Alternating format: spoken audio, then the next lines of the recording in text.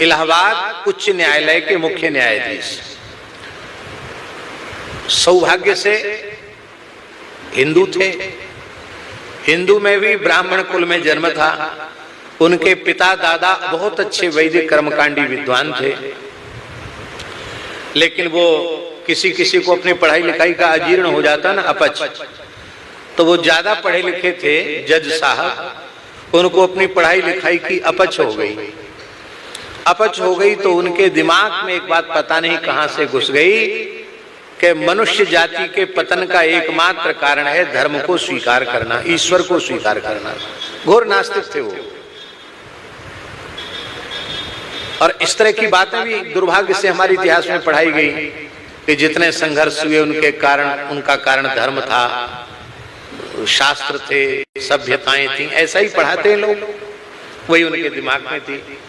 पर सौभाग्य की बात ये थी कि उनका जो पुत्र था वो कृष्ण भक्त था। अब वो भजन भी करता था, कीर्तन भी करता था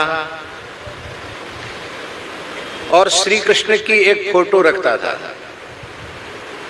और जज साहब बागवानी के शौकीन थे, वो बढ़िया बढ़िया फूल उतार करके चढ़ाता, अगरबत्ती भी लगाता। एक आध बार पिता ने देख लिया तो पिता ने उसकी सेवा पूजा भी की, पिटाई भी की।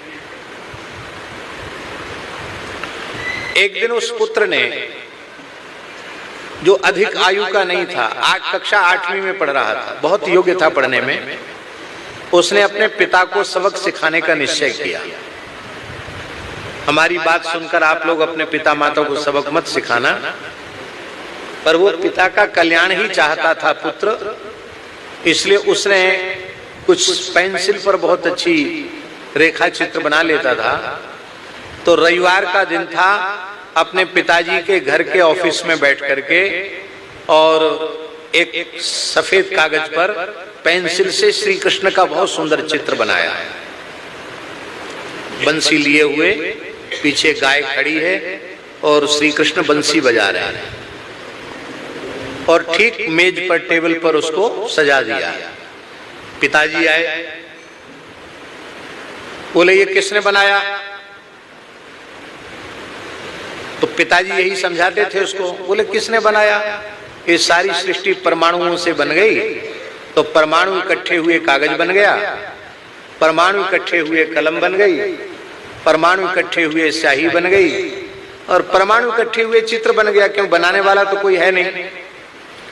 तो पिता ने प्रहार किया और कहा, रे मूर्ख, झूठ बोलता है, तूने बनाया और कहता।